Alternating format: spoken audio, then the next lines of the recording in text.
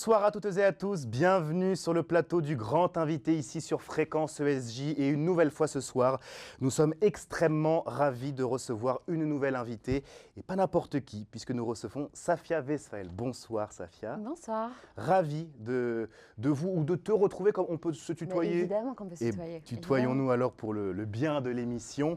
On va te recevoir ce soir, on va parler de ta vie, mais finalement de manière assez courte, on va développer sur les arts oratoires, sur l'espace médiatique, une émission très intéressante, très pédagogique pour vous, étudiantes et étudiants en journalisme, et puis pour la jeunesse évidemment dans sa globalité. Vous allez retrouver les principales chroniques et rubriques que vous adorez, le portrait dans quelques instants, le vrai ou faux en petite virgule de respiration, et puis évidemment en fin d'émission, dans le vif, la dernière minute de cette émission. Je vais donc commencer par ton portrait, chère Safia.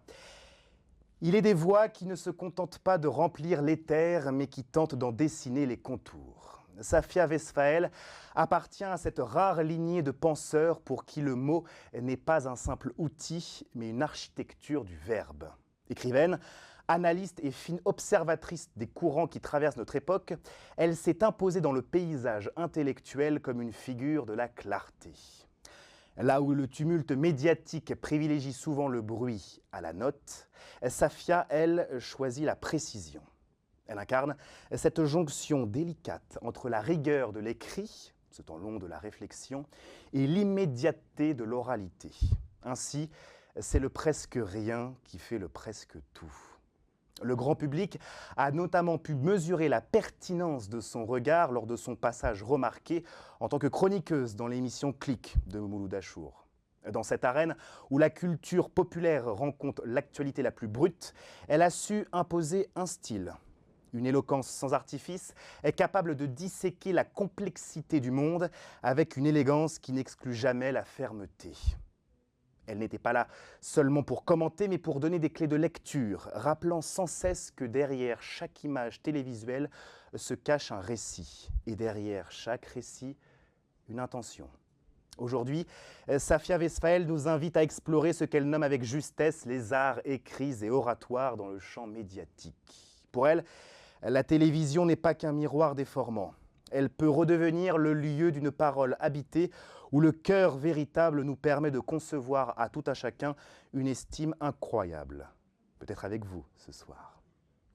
Savoir parler, c'est d'abord savoir penser. À la lecture de ce fait, le milieu des médias, malgré ses outrances, reste le terrain de jeu privilégié de ceux qui croient encore au pouvoir de la conviction. Recevoir Safia Westphal aujourd'hui, c'est s'offrir une heure de respiration intellectuelle. C'est accepter de questionner nos écrans, d'interroger nos syntaxes et surtout de redécouvrir que dans le chaos de l'information, la beauté d'une phrase bien construite est peut-être notre dernière forme de résistance. C'est donc un honneur de vous recevoir. Un honneur d'entendre tant de virtuosité à mon égard. Je te remercie beaucoup. Je suis très touchée par ta plume à toi et par la façon dont tu la portes. Merci beaucoup. C'est le fruit d'un travail que j'ai pu porter avec Louis, que je salue évidemment ce soir. Merci, Et qui ne peut pas être avec nous, mais qui reviendra évidemment dans les prochaines émissions. On va commencer par les coulisses de la télévision. C'est la première thématique que l'on va aborder ce soir, avec une première question finalement assez simple. Comment parvient-on justement à préserver cette parole singulière et authentique dans un milieu télévisuel régi par des codes très rigides, des contraintes de temps extrêmes et par la quête permanente de l'efficacité? Mais je pense peut-être en acceptant de ne pas être efficace, peut-être en acceptant de ne pas correspondre à un modèle générique, peut-être en acceptant de créer des situations qui pour certains seront des moments justement de respiration et d'élévation et pour d'autres seront des moments de malaise parce qu'ils n'appréhendent pas les choses de la façon dont nous on la ressent. Et en fait je pense que se saisir du réel et se saisir de la façon dont on joue avec le réel, notamment sur un plateau de télévision, c'est intéressant parce qu'on se dit je vais être dans un contexte qui sera le même, quelles que soient les modalités des invités, quelles que soient les déclinaisons hebdomadaires. Et pourtant, les moments qui se donneront à ressentir et à vivre seront éminemment différents. Et en fait, accepter cette différence et accepter qu'il y aura des grands instants d'exaltation et des instants de déception, c'est accepter de garder sa propre identité en tout terrain. Et moi, c'est ma petite aspiration et c'est celle aussi que je projette dans mes attentes quant à l'incarnation artistique, intellectuelle et oratoire chez les autres aussi, je crois. C'est ton mantra essentiel, ton mantra principal, justement, cette quête de libre arbitre, cette quête de... Oui, cette quête de libre arbitre, et puis cette quête de liberté, et puis cette quête d'acceptation de nos écueils et d'imperfection, en fait. Je pense que c'est ça qui fait en sorte qu'une connexion peut être créée avec les individus, c'est qu'ils voient évidemment une version idéalisée de nous parce qu'on est dans un mindset et dans un setup qui est tellement orchestré qu'on a le sentiment d'une forme non pas de perfection, mais en tout cas de sublimation de ce qu'on est réellement. Mais l'identification et la sincérité des émotions, elle se donne à ressentir dès lors qu'on sent les écueils, dès lors qu'on sent que c'est pas parfait, dès lors qu'on sent que le propos, il vient du ventre et il vient pas uniquement de l'esprit et c'est dans le mariage et la rencontre de ces deux dimensions de nous-mêmes qu'on arrive à faire quelque chose, je crois, ouais.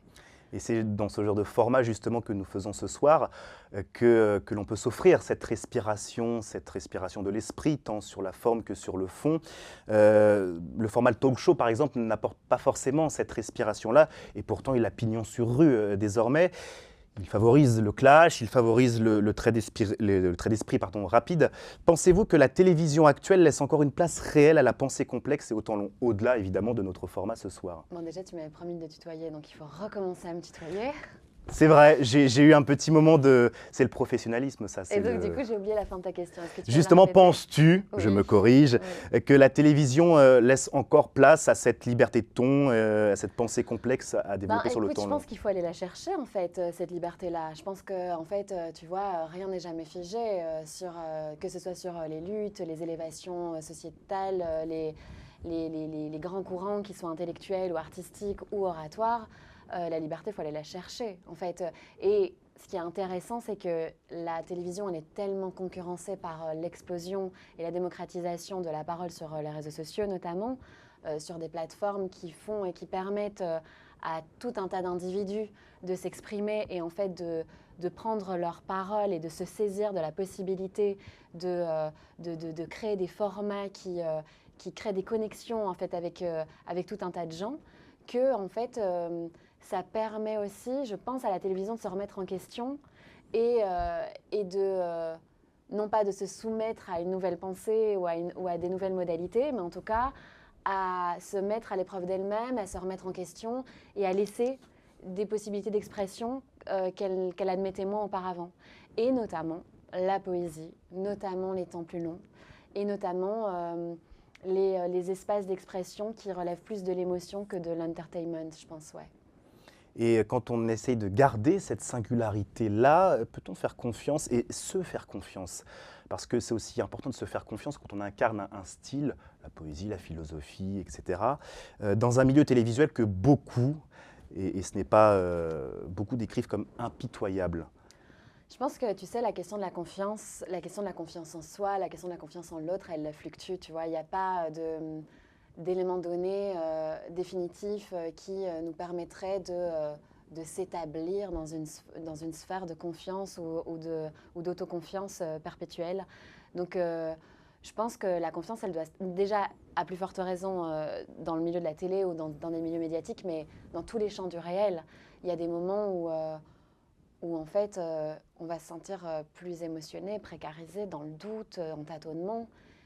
Et il y a des moments où, en fait, on va être dans un tel alignement et dans une telle évidence, notamment dans l'expression à titre personnel, de mes écrits et de mes créations artistiques. Mais je veux dire, par exemple, pour des jeunes journalistes, je pense qu'il y a des moments où on a une telle certitude et on a une telle conviction d'être au bon endroit, de dire des choses, de dire les bonnes choses. C'est pas tant ça, c'est pas une recherche de vérité, mais c'est une recherche de sa propre vérité, une recherche d'alignement avec ses propres valeurs. Et parfois, on a tellement le sentiment de les donner à voir de la bonne façon qu'en fait, la confiance, elle s'opère et on se dit, OK, je sais pourquoi je suis là, je sais pourquoi je fais ça et ça a du sens. Alors que le sens émerge, la confiance le suit.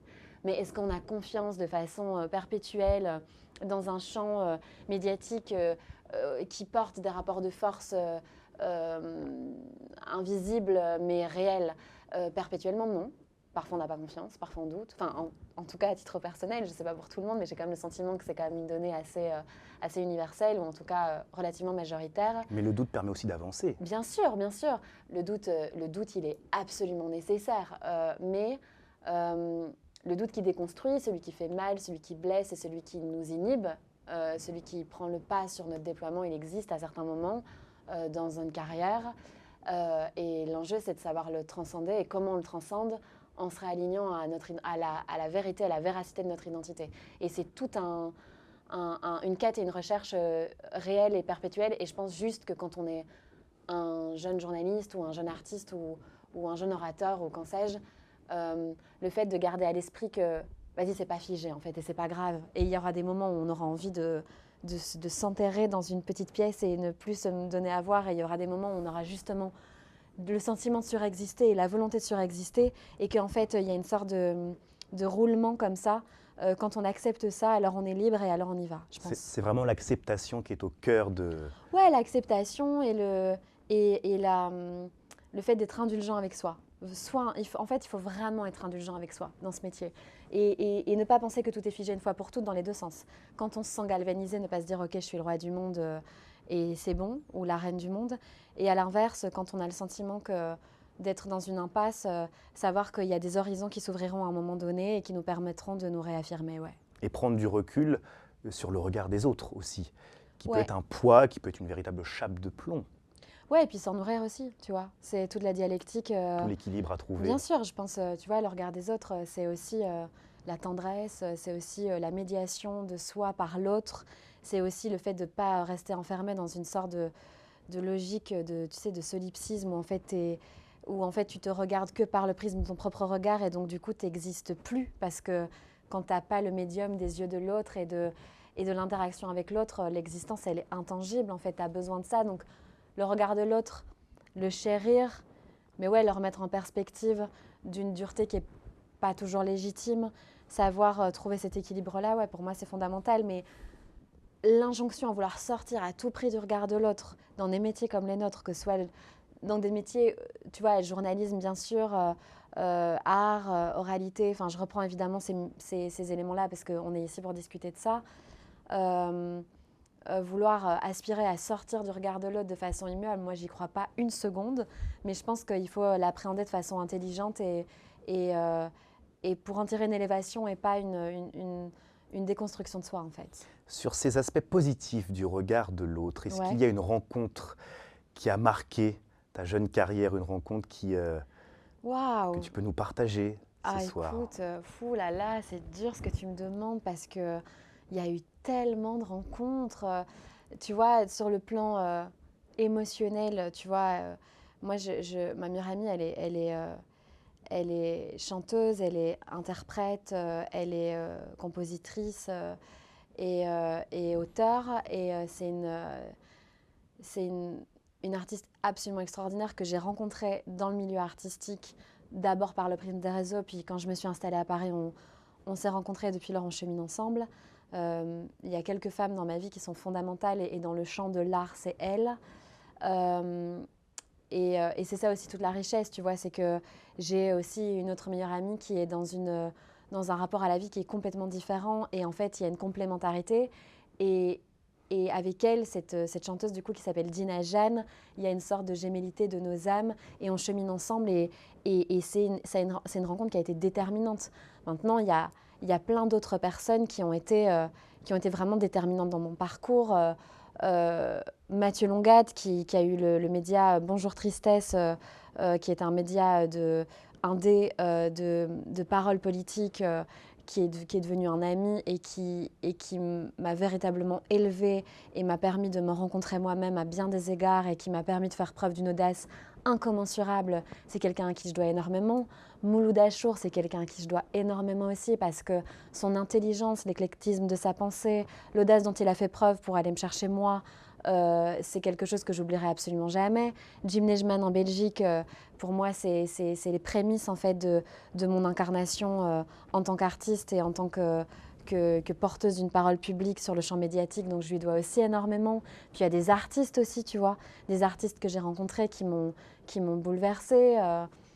Et en fait, je ne peux pas tous les citer parce que Mais c'est j'aurais très le sentiment important de les justement de les offenser, en citer fait. ce soir, de Oui, leur mais rendre hommage. il y en a trop, Évidemment. tu vois. Mais je veux dire, il y a plein de personnes qui ont bouleversé ma vie et en fait, c'est marrant parce que quand tu t'arrêtes et que tu dois recenser quelques noms, c'est trop difficile.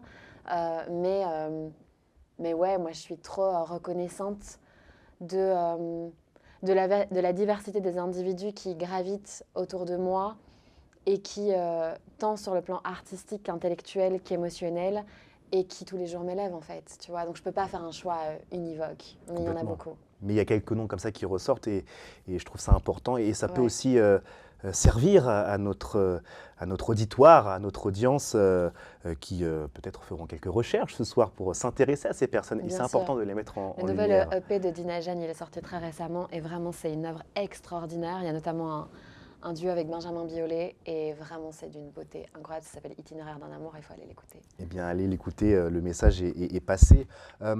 On a parlé des coulisses de la télévision, on va maintenant parler un peu plus du fond, de la plume au micro. Pour toi, quelle est la plus grande difficulté lorsqu'on doit transformer un art écrit, c'est-à-dire une réflexion très personnelle, un livre, en art oratoire, une intervention médiatique, comme tu l'as fait notamment chez Mouloud Achour ou LN24 précédemment. Est-ce que tout est nécessairement une forme de performance? Est-ce que tu le conçois comme une performance ou alors il y a quand même quelque chose qui remue à l'intérieur, une sorte de vibration? Tu sais, moi mon maître de tous les temps, enfin, alors même qu'il disait ni Dieu ni maître, donc je ne sais pas si maître est le terme, mais en tout cas, le grand amour de ma vie artistique, en tout cas de ma vie d'individu influencé par les arts, c'est Léo Ferré. Léo Ferré, pour moi, c'est... Qu'est-ce que je suis triste qu'il soit mort, Léo Ferré, parce que qu'est-ce que j'aurais souhaité rencontrer cet homme, et il m'accompagne vraiment tous les jours. Et, euh, et Léo Ferré, je vais très mal le paraphraser, très très mal, mais il disait les mots ne prennent leur sens que par le prisme de la corde vocale. Ils ne prennent vie que grâce à la corde vocale. Et les mots qui restent dans une forme purement littéraire n'en demeurent pas moins sublimes. Là, c'est plus que le paraphrase que je fais. C'est carrément y rajouter un petit peu de la réflexion personnelle. Et c'est vrai que les mots sur le papier sont sublimes. Mais je trouve que je suis d'accord avec Léo Ferré là-dessus, quand il passe par le prisme de la corde vocale, quelque chose d'autre se joue. Et d'ailleurs, ça se ressent, tu vois, quand tu as fait mon portrait. Si j'avais lu ce portrait, j'aurais été très touchée. La façon dont tu l'incarnes, dont tu le défends et la façon dont les tonalités que toi tu y mets, ça lui donne une consistance qui est autre que ce que moi j'aurais appréhendé dès lors que je l'aurais seulement lu. Et du coup, pour moi, il y a une forme d'extension évidente dans le passage de l'un à l'autre, qui est telle que il n'y a pas de complexité, tu vois, pour moi, inhérente à ça. C'est tellement intuitif chez moi. Même quand j'écris un texte, j'écris une partie du texte, je me le récite oralement, et ensuite la suite vient parce que je l'ai dit à l'oral. J'écris un peu, et puis je me pose, je le parle, je le vis, il me transporte, il me traverse, mes propres mots me traversent, du coup j'ai un autre rapport à ces mots-là, et la suite arrive dans l'écriture. Donc pour moi, il y a une corrélation qui est tellement évidente que je ne peux pas en parler en termes de complexité, mais plutôt en termes de facilité. Pour moi, les corrélés, ça permet de les sublimer, et le passage de l'un à l'autre permet cette sublimation constante, tu vois. Donc, ouais, pour moi, c'est l'essence même, en fait, ce mariage-là, de la création. Et en tant qu'artiste, moi, ça me parle ce que tu me dis. On a les mêmes aspirations, justement, et la même manière de concevoir les choses, mais dans un champ médiatique où la forme, l'éloquence est parfois jugée comme, voilà, on va dire, voilà, ça prend le pas sur le fond. C'est-à-dire qu'on va se concentrer sur la forme. Tu parlais de la tonalité de la voix, mais on se dit, voilà, on veut faire des effets d'annonce, et donc on balaye le fond. Comment distinguer justement, selon toi, une véritable maîtrise oratoire d'une simple manipulation du langage, qui est notamment donnée à nos hommes politiques, qui font des emphases et qui se servent de l'éloquence pour masquer le fond. Comment toi tu trouves ce juste équilibre? L'émotion. L'émotion. Franchement, pour moi, c'est le seul mot qui permet de te donner une réponse. Et pourtant on ne peut pas trahir l'émotion. tellement Ben, en fait, je brute. pense que tu vois, dès lors que quelqu'un a une parole publique, prend une tribune d'expression et dépose ses tripes sur la table, il se passe un truc dans ton bide, dans ton estomac, dans ta réception, où tu sais que cette personne, elle ment pas. Peut-être ce qu'elle est intrinsèquement, au-delà de son texte, au-delà de la façon dont elle le défend, c'est autre chose. Mais en tout cas, dans l'exercice de son art et au moment où elle te parle, si ça vient te chercher là, avant de venir te chercher là, a priori, on peut quand même appréhender quelque chose de l'ordre de la vérité. Et en tout cas, moi, c'est mon axe d'appréciation. Et en tout cas, c'est pas seulement mon axe d'appréciation en tant qu'auditrice, mais aussi en tant que créatrice, parce que si je ne me sens pas alignée émotionnellement à ce que j'ai écrit, j'ai le sentiment que je ne l'ai pas écrit à partir de la bonne... Enfin, que le point de départ est erroné, tu vois. Et donc, du coup, je cherche à me réaligner à ma propre sensibilité pour écrire mieux, écrire plus juste. Et je suis persuadée que c'est ça qui fait la différenciation. La rhétorique pure, la sophistique qu'on aura appelée à l'époque, tu vois, à l'époque antique. Attention, je trouve ça sublime. Hein, attention, enfin, je veux dire, l'art de la rhétorique unique, et Clément Viktorovitch en parle tellement mieux que moi, mais l'art de la rhétorique, c'est un art magnifique, et savoir justement l'analyser, le déconstruire pour pouvoir pragmatiquement et analytiquement déterminer ce qui relève d'effets de langage ou ce qui relève de véracité, vraiment dans une perspective quasiment académique, je trouve ça passionnant. Mais moi, en toute profane que je suis, ce qui me permet de faire ce type de différenciation, c'est le prisme de mes émotions et de la façon dont je suis touchée dans le cœur et dans le corps. Ouais. Et on peut le voir à travers tes réseaux sociaux et toutes ces interventions que tu as faites, alors dans le prisme médiatique avec Mouloud Achour et sur LN24, mais aujourd'hui encore, tu continues de temps à autre, comme ça, en petites virgules, à nous apporter des réflexions, des éclairements sur la société, voilà, avec beaucoup d'émotions justement. Merci.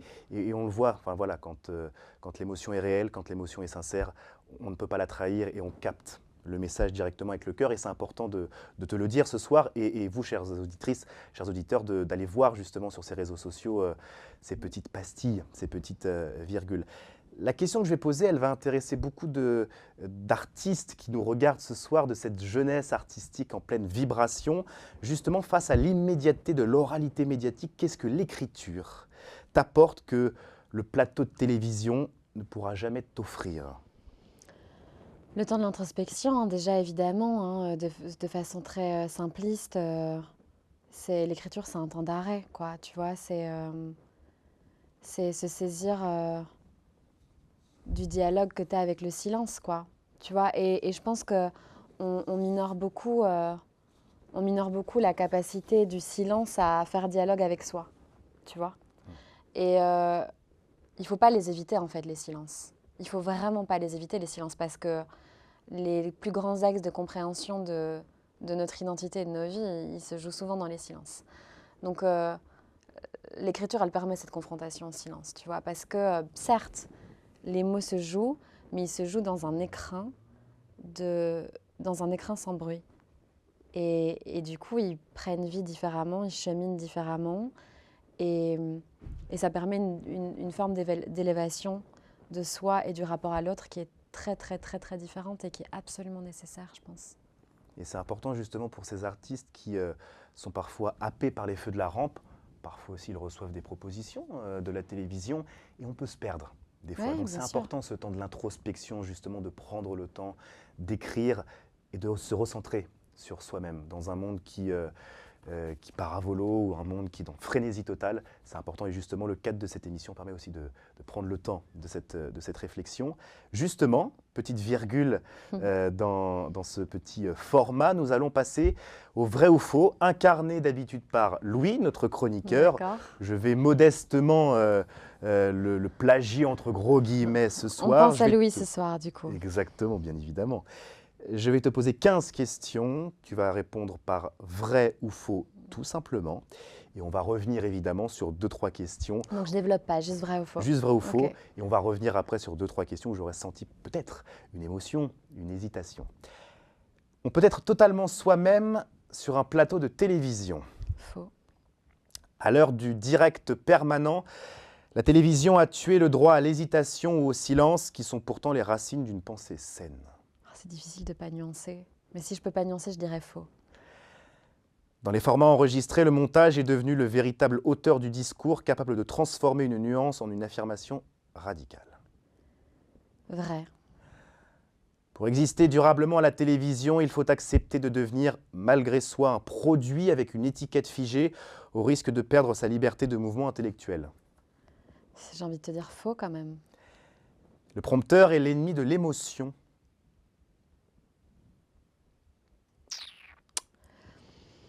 Ça dépend, mais vas-y, je vais dire... Ça dépend. C'est difficile de ne pas pouvoir nuancer. Donc je vais te dire faux et puis on peut en discuter si On tu en veux. rediscutera. Ouais. Aujourd'hui, avoir du style à l'image compte plus que d'avoir du fond. Alors là, je te nuance direct parce que je vais dire faux, mais quand même, ça ne veut pas dire que ça n'a pas une véritable incidence. Et donc on y reviendra justement. Ouais. Tout le monde peut devenir un grand orateur avec du travail. C'est difficile de... Mais je vais dire vrai. Vrai. Je vais dire vrai quand même. La rhétorique est par essence une forme de manipulation. Faux. Le silence est l'arme la plus puissante d'un discours. C'est juste pour la pluie que je dis faux, mais sinon j'aurais dit vrai. On écrit mieux quand on est en colère. Pareil, si tu m'avais dit on écrit bien, je t'aurais dit vrai, mais là je vais dire faux. La langue française est en train de s'appauvrir à cause des réseaux sociaux. Faux. Il est plus difficile pour une femme d'imposer sa pensée dans le milieu médiatique. Très malheureusement vrai. L'intelligence artificielle finira par écrire de meilleurs discours que les humains. Faux. Il faut avoir fait de la politique pour comprendre le pouvoir de la parole. Faux. Le livre reste le seul espace de liberté absolue. Faux. On peut changer le monde avec une seule phrase. Vrai. J'ai donc terminé avec ces 15 questions. Beaucoup de nuances, beaucoup d'hésitations justement. J'aimerais revenir d'abord sur la toute première question que je t'ai posée. On peut être totalement soi-même sur un plateau de télévision. Petite hésitation dès cette première.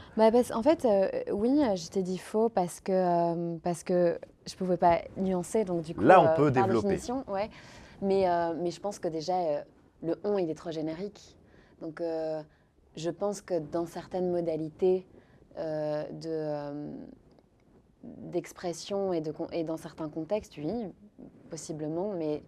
Mais si tu me demandes génériquement, je pense qu'il y a plein de situations qui ne permettent pas d'être complètement soi-même. Et sur un plateau de télévision ou dans le champ médiatique, moi, il m'est arrivé de faire des interviews, encore là très récemment, où j'étais dans un contexte qui est un peu différent de ce que je fais habituellement. Et en fait, où du coup, j'essayais d'avoir une assise et de sembler à l'aise. Et en définitive, et c'était pas moi en fait. Le rendu, c'était pas moi, c'était pas mon identité. Et pourtant, je mets un soin réel à être le plus fondamentalement alignée à mon identité dès lors que je prends la parole publiquement. Mais là, c'était un tout petit format, c'était très court, c'était 2-3 questions. Et en fait, cette femme n'était pas moi, tu vois.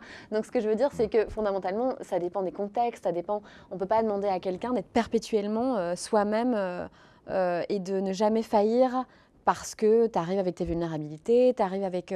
soyons juste indulgents avec soi et c'est pas grave en fait. Si on se casse la gueule de temps en temps et qu'on n'est pas parfait, tranquille, c'est pas grave. Sur justement une autre question, le prompteur, tiens, le prompteur est l'ennemi de l'émotion. En fait là, c'est tout bête, mais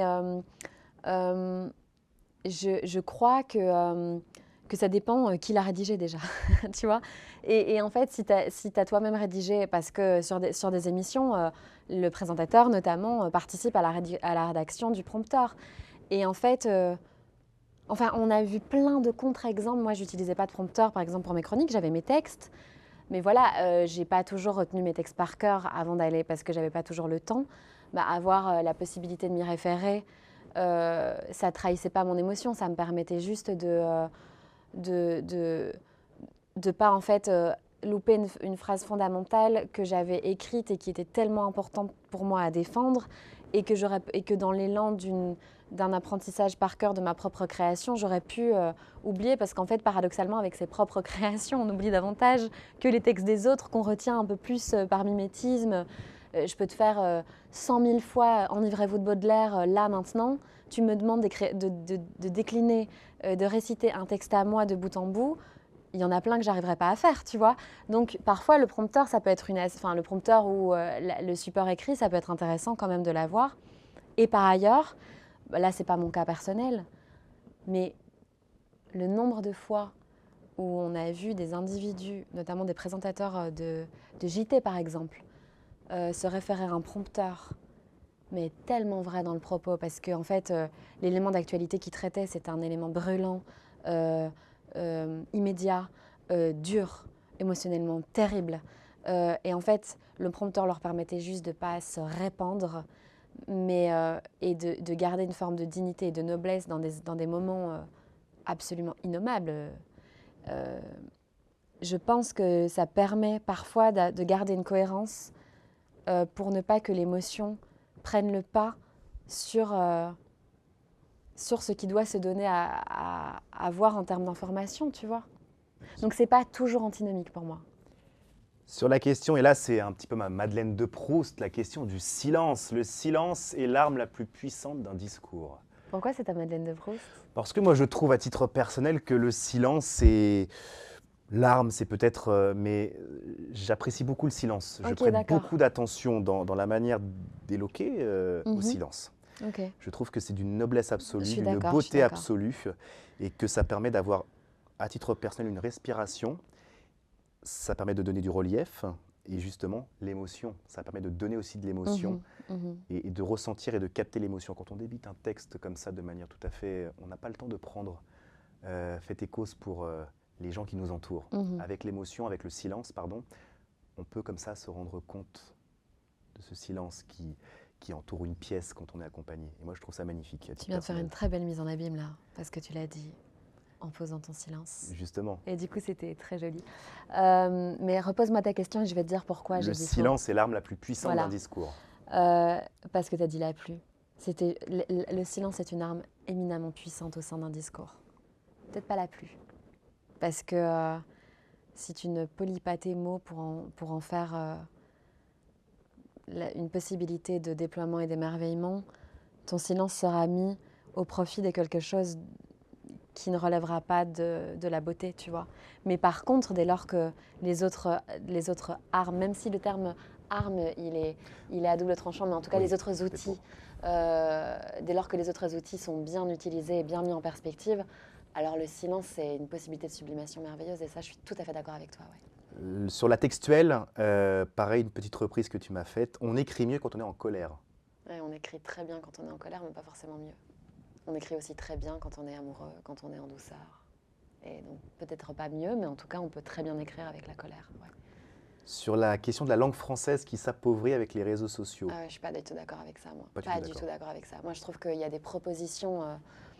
mais extraordinaire, de jeunes poètes. Je pense à une jeune femme qui s'appelle Adélaïde, que j'ai découverte récemment sur les réseaux, qui fait des trucs dans sa chambre, hyper engagée. Enfin, dans sa chambre, je ne sais pas si c'est dans sa chambre, mais en tout cas, chez elle, quoi. Et que je trouve trop talentueuse. Et en fait, il y a tellement Et puis, même à titre personnel, moi, c'est mes réseaux sociaux... c'est une plateforme d'expression qui me permet tellement d'indépendance, qui me permet de déployer mon art de la façon dont je le souhaite, depuis parfois mon salon. Enfin, tu vois, je trouve ça trop merveilleux d'avoir cette possibilité-là. Et puis quand je vois, même l'influence, c'est quelque chose qui a été tellement snobé dans les sphères de l'intellect, dans les sphères de la création, et qui aujourd'hui commence à avoir elle aussi... on lui accorde ses lettres de noblesse et je trouve ça assez bien parce que en fait,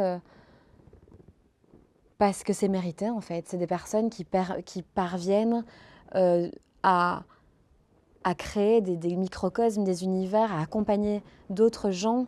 Et moi, je trouve ça merveilleux. Et en fait, cette hiérarchie perpétuelle entre les différents niveaux de création et cette propension à considérer qu'aujourd'hui, la sphère 2.0, c'est une sphère de déclin, moi, je ne crois pas.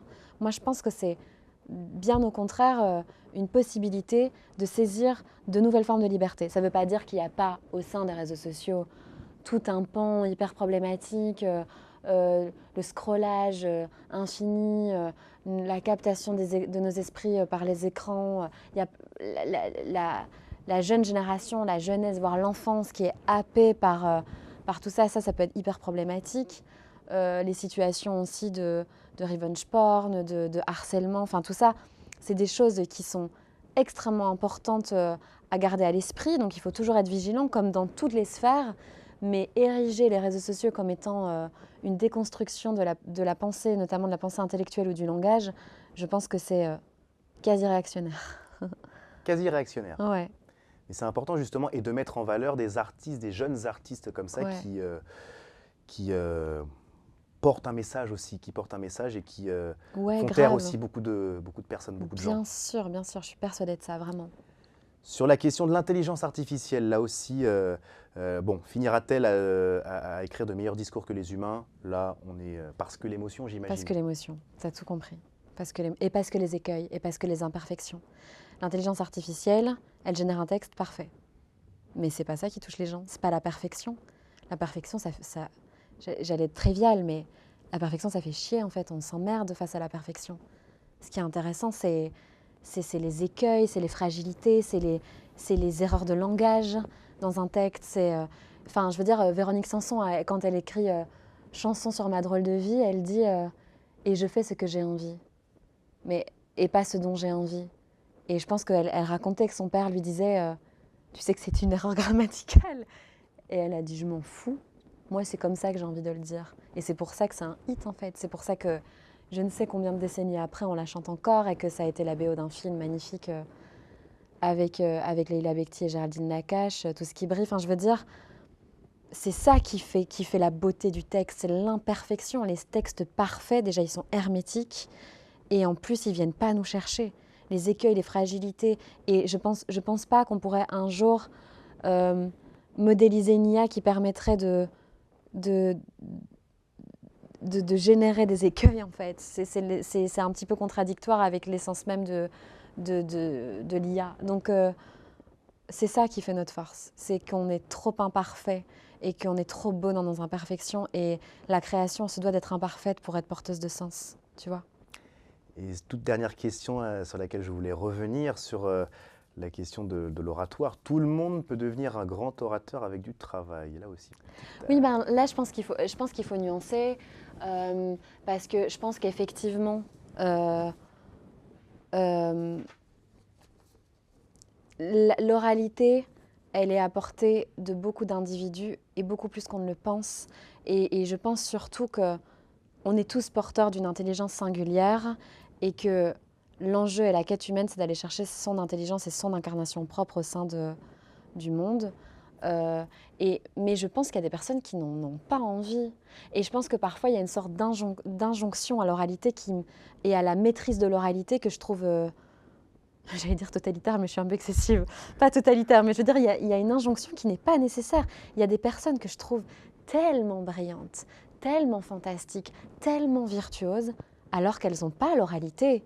Et à l'inverse, enfin pas à l'inverse, c'est pas à l'inverse, mais je trouve aussi que parfois il y a des personnes qui sont tellement intelligentes et qu'on méprise parce qu'elles n'ont pas les armes du langage. Moi, je sais que par exemple, j'ai pas une aisance extraordinaire en langue anglaise, et lorsque je parle anglais, ce qui peut potentiellement être appréhendé comme une forme d'intellect dès lors que je suis dans le français, ne se donne pas à ressentir en anglais. Et donc j'ai fait l'expérience de mes limitations dans le champ de l'expression en parlant anglais. Et je me suis dit, mais des personnes qui ont ces limitations-là dans la langue française, parfois elles peuvent se sentir éminemment précarisées, alors que c'est des personnes qui sont brillantes, qui ont tellement de choses à défendre, qui ont d'autres formes d'intelligence, et en fait elles sont mises parfois à la marge de la société parce qu'on glorifie l'oralité. L'oralité, c'est merveilleux, c'est l'essence de ma vie, je ne peux pas vivre sans. Mais je suis profondément bouleversée par d'autres formes d'intelligence qui sont hors de ce champ-là et qui ne sont pas suffisamment célébrer. Et moi, je les célèbre aussi. Et c'est pour ça que je voulais nuancer, tu vois. Le terme totalitaire tout à l'heure est sorti tellement spontanément. Il est un peu excessif, mais oui, mais au moins il y a eu de la spontanéité. Et voilà, c'est ça qu'on recherche ouais. aussi dans ces heures Réactionnaire, totalitaire, c'est un peu excessif, mais bon, c'est ça aussi l'art, c'est d'être excessif. Exactement. J'ai envie de parler de demain avec toi maintenant. Comment on construit demain justement sur cette question de la rhétorique et des arts oratoires? On parle beaucoup de la responsabilité de ceux qui parlent, mais qu'en est-il de ceux qui écoutent? Comment peut-on éduquer le public des médias à décrypter les artifices de la rhétorique pour ne plus être de simples consommateurs d'images, mais des citoyens de l'oralité? Bah, je pense déjà en étant dans une perspective, comme je te le disais, inclusive, c'est-à-dire arrêter de typologiser la société et les individus comme étant les consommateurs, les générateurs qui permettent de la consommation. En fait, on est tous publics et créateurs. Déjà, on est tous artistes créateurs de notre propre vie, ça je l'ai écrit dans mon livre. On est tous dans une perspective créative dès lors qu'on vit. Notre vie, c'est une création. On est l'œuvre de notre propre vie, tu vois. Donc, à partir de ce cheminement-là, je pense que ne pas appréhender le public qu'il faudrait éduquer et puis une caste qui éduquerait et considérer qu'on est tous en fait en train de s'auto-éduquer et de s'éduquer les uns les autres et de cheminer ensemble et arrêter d'appréhender le monde comme étant éminemment classifié, etc. Enfin, je trouve ça super problématique. Encore une fois, le terme est excessif. Mais je trouve ça un peu obsolète, en fait, tu vois. Je pense qu'aujourd'hui, et justement pourquoi je parle des réseaux sociaux, enfin de la vertu des réseaux sociaux, de la dimension positive des réseaux sociaux, c'est justement parce que ces typologies-là, ces classifications-là, on est en train de mettre des coups de pied dedans, en fait. Et donc, la question, c'est pas comment on éduque les gens, c'est comment on s'éduque tous ensemble et qu'on arrête de penser qu'il y a des élites qui vont éduquer et un public qui va réceptionner. En fait, on est tous responsabilisés dans le champ du réel et on a tous la capacité à transformer le réel, quelle que soit la position depuis laquelle on l'embrasse et on l'appréhende et on le rencontre. Et je pense que si on déplace notre perspective, il y a des choses à changer d'un point de vue social et d'un point de vue humain, en fait, et citoyen. Parce que qui sommes-nous finalement pour avoir la prétention Grave, oui, c'est vrai. D'éduquer. Mais bien sûr, je suis persuadée de ça. Moi, je me sens éduquée par absolument tout le monde. Je me nourris et vraiment, c'est pas la langue de bois quand je te dis ça, sincèrement. Moi, je suis parfois beaucoup plus nourrie par des personnes qui n'ont absolument aucune prétention à m'inculquer quoi que ce soit que ceux qui se placent en dépositaire de la pensée et de l'élévation, en fait. Et qui souvent m'apportent moins, en tout cas, pas ne m'apportent rien. Ce serait erroné de le dire, ce serait faux, ce serait de la mauvaise foi, mais qui m'apportent parfois moins que des personnes qui juste en existant, juste en étant elles-mêmes, juste en étant dans un rapport authentique à l'existence humaine, me donnent le sentiment que la vie vaut la peine d'être vécue, en fait, et que j'ai des choses à y apprendre lors de mon bref passage en ce monde. À partir de ce constat-là, justement, et pour la suite, si tu avais carte blanche, là je te donne carte blanche pour créer un format médiatique qui, justement, permettrait cette réconciliation entre l'exigence des arts écrits et la puissance de l'oralité, et essayer de faire symbiose entre tous. À quoi ressemblerait ce format, si tu avais une idée? Je ne sais pas si j'ai une idée spécifique de format, c'est hyper compliqué, mais je pense que, tu vois, on en parlait en off tout à l'heure, toi et moi, et je suis assez sûre de moi sur cette question. Il y a une propension, en Belgique, en France, dans les pays francophones, je ne sais pas trop ce qu'il en est des autres cultures, mais à classifier beaucoup les individus selon une forme d'incarnation. Donc, soit tu es un journaliste, soit tu es un artiste, soit tu es un chanteur, soit tu es un acteur, soit tu es un créateur de contenu, soit tu es un médecin, un avocat, soit, par extension, il y a plein de choses. Mais, et en fait, ça aussi, ça commence à être vachement obsolète. Tu vois, toi, tu me disais, je me permets, hein, mais tu me disais que, tu vois, tu es dans ton école de journalisme, mais tu as aussi, et ça se ressent, dès lors que tu fais mon portrait, ça va, j'ai capté, tu vois. Tu as aussi des aspérités dans le milieu de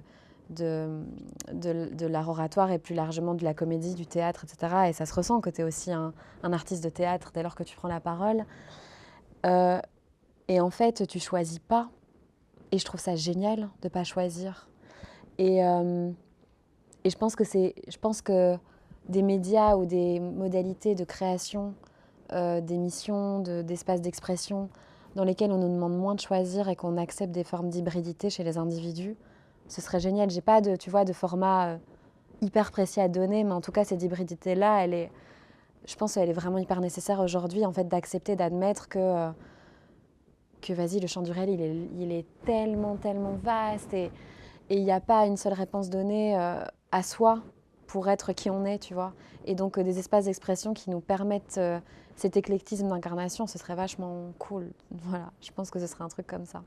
Et si tu avais envie de travailler avec une personne avec qui tu n'as pas encore travaillé aujourd'hui, un rêve, peut-être que c'est un grand mot, mais en tout cas, voilà une personne avec qui... Oh là là, je déteste choisir des personnes, je te jure, c'est un truc... Parce qu'il y a tellement Un de gens... profil alors, un profil de personne. Là, mon aspiration, c'est quand même d'aller plus vers les milieux... Enfin là, je travaille plutôt sur ce qui a trait au plus purement artistique, donc moins le monde médiatique au sens de la télévision et plus vers l'art. Et donc j'ai envie de cheminer, de continuer à collaborer avec des artistes d'art, des artistes de musique notamment. Tu vois, je travaille plutôt sur ces questions-là en ce moment. Et donc voilà, ce champ-là, le champ de des nouveaux... En fait, les nouveaux écrins, tu vois, trouver des nouveaux écrins. Parce que la télévision, c'est un écrin merveilleux. Mais ça rejoint ce que je te dis juste avant. Ne pas se limiter à un seul écrin, diversifier les écrins. Et forcément, quand tu t'ouvres à un nouveau domaine de déploiement, tu t'ouvres aussi à un nouveau domaine de rencontres. Et tu rencontres d'autres personnes, tu vois. Et c'est ça qui est merveilleux, c'est ça qui est fantastique, c'est ça qui donne du sens. Et donc, ne pas fermer mes horizons pour pouvoir m'ouvrir à de nouveaux domaines et par définition susciter de nouvelles rencontres, c'est merveilleux. Mais choisir une personne, mais ça veut dire figer le céleste en fait, et ça veut dire faire l'impasse sur toutes les autres avec lesquelles je voudrais collaborer aussi. Donc je ne peux pas choisir une seule personne, c'est impossible. Et on sent que c'est dans ton mantra de privilégier les profils, de privilégier finalement de faire corps tous ensemble, Ouais, grave. plutôt que de choisir comme ça une personne. Ouais. Et cette volonté de ne pas forcément se mettre en avant aussi. Voilà, on parle de sujet, on parle de thématique, on donne un regard sur la société, mais on n'est pas là pour se mettre en avant. Si ça peut servir la jeunesse dans sa globalité, c'est chouette ce type de discours. On a le droit de se mettre en avant quand même. Bien sûr. Tu vois, évidemment. genre il faut trouver juste l'équilibre. On a le droit de se mettre en avant, on a le droit d'exister. On a le droit de ne pas présenter des excuses, d'être là et d'avoir des aspirations réelles et d'avoir de l'ambition, à plus forte raison en tant que femme et en tant qu'homme aussi, mais je veux dire, tu vois, dans notre société avec les problématiques liées à la condition de la femme. Mais voilà, et on a le droit qu'on soit jeune ou moins jeune. Moi, je suis persuadée que l'agisme aussi, c'est aussi une dimension à travailler. Je veux dire, il y a des personnes de 40, 45, 50 ans qui sont merveilleuses et qui ont plein de choses à offrir. Et je pense que c'est les redirections de carrière, notamment dans les champs extrêmement visibilisés, les champs médiatiques, etc. Ce serait bien que ça s'ouvre un peu et que ce soit plus démocratisé. Mais donc on a le droit de vouloir prendre sa part et exister. Mais je pense qu'effectivement, tout faire graviter autour de soi, au lieu de s'ouvrir perpétuellement aux autres et d'aller rencontrer le monde, ben en fait, ça nous met dans une situation ou dans un risque de faire une overdose de soi-même ou être dans une sorte de névrose de soi. Et si tu tombes dans la névrose de toi, et ça c'est vraiment le risque dans les métiers de l'art et dans les métiers de la communication, etc., si tu tombes dans la névrose de toi, tu ne rencontres plus l'autre. Si tu ne rencontres plus l'autre, il ne te rencontre plus, c'est un cercle vicieux. Et en fait, à un moment donné, tu ne t'aimes plus. En fait, si tu t'aimes trop, tu prends le risque d'arrêter de t'aimer à un moment donné. C'est presque inévitable. Donc, il faut faire gaffe à ça. Là où la complexité finalement, mais il n'y a pas de moi-je. Voilà, il n'y a pas de ouais, moi-je. c'est ça, voilà. Ça résume bien le truc, ouais. Exactement. De moi-je. Toute dernière rubrique de cette émission, la toute dernière minute, la toute dernière question. Tu vas avoir une minute. Tu peux dépasser, évidemment, parce que dans Ok. cette heure de réflexion, justement, ce qui est intéressant, c'est plus le fond, le message que la forme. Il faut cadrer, évidemment, mais là, laissons place au fond et à la liberté. Euh, Tu vas t'adresser à la caméra qui est juste derrière moi, Ouais, en d'accord. face à face, et répondre à cette question. Safia, un jeune, timide, réservé, qui souhaite se lancer dans les arts oratoires, quels qu'ils soient. Que lui dirais-tu? Je t'en prie. Bah, je lui dirais d'aller chercher sa propre liberté. Je lui dirais d'aller chercher sa rareté, en fait. Je pense que la vie, c'est une quête de soi aussi. C'est une quête des autres, c'est une quête du monde, mais c'est une quête de soi. Et, euh, et à un moment donné, dans l'existence, on coïncide avec soi-même. On arrive à trouver ce qui fait que on est là, en fait. On arrive à ce monde pour le quitter un jour, par définition. Il y a une absurdité inhérente à l'existence. Comment on met du sens dans tout ça en trouvant sa propre valeur et la plus-value relative ou immense, qu'importe, ça n'a aucune importance parce que c'est toujours relatif et immense pour tout le monde. Mais trouver sa place à soi, trouver sa spécificité, trouver sa singularité, ce qui fait qu'à un moment donné, les barrières de la timidité, elles vont sauter parce qu'on aura conscience d'être au bon endroit, au bon moment et pour les bonnes raisons. Et on n'aura plus à présenter ses excuses d'exister et de vouloir exister et de vouloir être là. Et moi, c'est ce que je vous souhaite tous, étudiants ici dans cette école, c'est de trouver ce qui fait sens pour vous-même et dans vos existences et de continuer à mener votre quête le plus longtemps possible et de la façon la plus virtueuse qui soit. Voilà. Merci Voilà. pour ce message, chère Safia. Merci pour cette émission. Merci pour cette heure, comme je l'ai appelée, de réflexion intellectuelle où on prend le temps de discuter de thèmes divers et variés. Mais je crois que certaines questions, certaines réponses, certains axes de philosophie de pensée ont pu trouver écho J'en suis ravie si c'est le cas, du vraiment. côté de nos journalistes, du côté de notre jeunesse. Et c'est ça vraiment le plus important. Merci vraiment Merci à d'avoir toi. accepté l'invitation. On se retrouve très prochainement pour un nouveau numéro du Grand Invité. Restez connectés sur nos réseaux sociaux, YouTube, Instagram, bientôt TikTok, on l'espère. Très très bonne fin de soirée et à très bientôt. Au revoir.